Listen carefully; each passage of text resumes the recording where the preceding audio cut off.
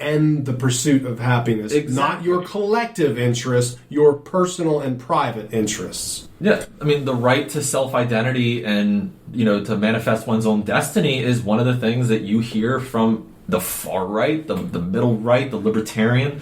So you have that pool, the Tea Party, all of that is the government should not intrude into your life. And so it's one of those, pick up on that. Pick up what I'm putting down. There's a bridge to be built. I think, but again, this seems to be kind of a reoccurring theme is legislation.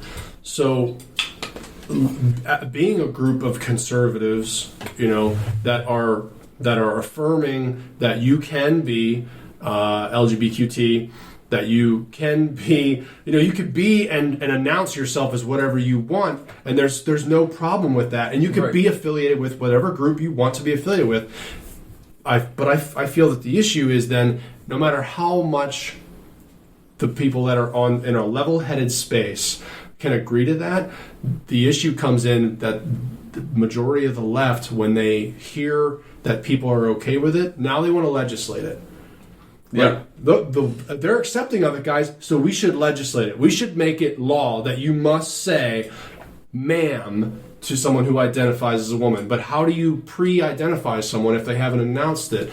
That was the issue they had in Canada. We look at things like with gender, and again, I'm an advocate for using people's proper pronouns and all of that, because it's the same thing as if you called someone by a wrong name, but at the same time, pronouns were not put in place to oppress anyone. They were put in place to be able to get someone's attention in some sort of scenario where with limited information, you may not know their name, and it's just sir or ma'am or miss, bro, whatever people want to say. And so we have to, you have to kind of look at the intent, and we've lost a lot of that where it's just, if you make a mistake, you were bigoted, you wanted to be hateful, and it's just, hey, maybe, and there's obviously, a lot of room to improve on that. But you're right. If you're not 100% with us, we want to legislate it. You want to, or even if you are 100% with us, then look. If they're on board now, guys, we have to make it a law. Now you're infringing on civil liberties. You're telling me that I must, under punishment. Well, I had someone it was an event. This is pre-COVID, where I had done some talking point where I had said that I support equal rights for the LGBTQ community. They're going on and on and on, and I couldn't make any headway with this person. And so what I finally, I stomped my foot and I go, well, who do you have sex with? Let's just get to it. And she just froze. And I go, that's essentially what you're getting upset about, is you're just thinking about what's going on behind someone's personal life. I go, so answer the question, who do you have sex with? She goes, well, that. I go, okay, so why are you judging someone based on that? I go, they're still the same person on the outward appearance. Mm-hmm. They're still that same person you've lived next door to or worked with or carpooled with. You're looking at essentially, a piece of, demographic information on a form, right? It's the same thing as if you called someone by the wrong name. That's how if you want to normalize it, you have to get to that level where it's like, if my name's John, I would hope that someone's going to call me John or something close to it. J-Dog. Johnny, even though my real name is just John. Or, somebody call me Jonathan, I'm not going to get mad. It's a fair assumption. So it's one of those, you want to try to get that into the mainstream, and it's starting to get there. The same way that mental health is starting to be destigmatized, and you're seeing it in popular culture, like if you watch the show SWAT. Mm-hmm. They had a great episode on police suicide. You could say that it was corny, because it went through every checkbox you'd have on like a brochure from like the But that's the media's job, is to make things. But I think in that way, that episode really brought that issue and those resources to a crowd that may not have sought it out. And then there was another show, Deputy, where it only had one season, but you had this cowboy sheriff in Los Angeles that, everyone looks at him, they just think, he's probably racist, whatever. But they had an instance where they had a call where there was an individual suffering from a mental illness and in the midst of a mental health crisis, and the SWAT team just wanted to storm the house, and he says, you know what, that boy's sick.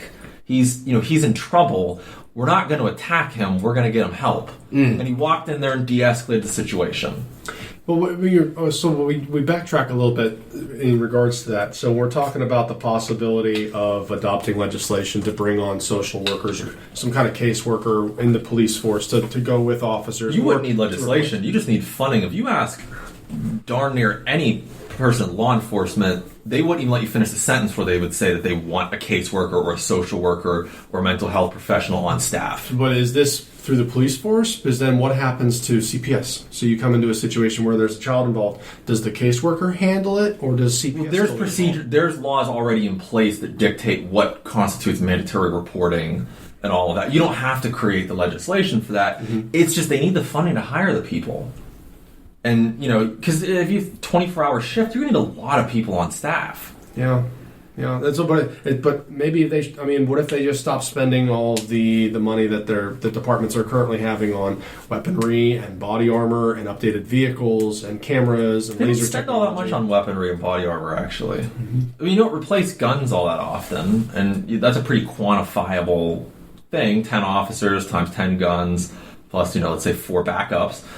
And, body armor, hopefully you're only replacing body armor whenever it's past its shelf life, which is just to use this plate carrier. What's that? It's just whatever. I mean, what's on a plate on an AR-500 plate? What's the shelf life on that? 10 years. Even though it's not going to degrade enough, it just can't be certified. But again, that's what I like. What's got with military spending? It's not bombs, guns, planes, and tanks. It's the stuff behind the scenes. It's the administrative costs. Mm-hmm. So if we start fixing that, you have pensions that have to be fixed. I'm not saying we should get rid of them. Just don't jump on me for that. I'm just saying that we need to kind of sit down and start get the reins on this so we can plan for it. A lot of stuff can be handled better if we can just plan ahead. But if it's always variable, it's hard to budget for it. Good point. Good point. By the seat of your pants. Good point. Yeah. So this has been a great show. Thanks for being here, John, Fran. As always, great guests. We're going to wrap it up. I'm just going to give you some catchphrases. Just tell me yes, no if one jumps out at you. My first one is John Waugh, right? John Waugh, check it out. Bringing back Firefly. I'm okay with that one. All right. Bring back Not bad. Or Stargate Universe, # what happens to Eli. That's a good one. There's very few people who are there to get that reference. How about this one? John Waugh, you might as well have you seen my competition. No? Maybe. Yeah, if anyone wants to check me out or get in touch with me, it's johnforpa.com, and it's FOR is spelled out, and John is spelled JOHN. So JOHNFORPA.com, and you can find me on Facebook by searching John Waugh for State Representative. And we're going to put those links in the show description for you. Thanks for listening. Thanks for tuning in. Thanks for telling a friend. Until next time, right back here on the Steel Plaza Podcast. Thank you, Adam. Thanks, John. Thanks for having me.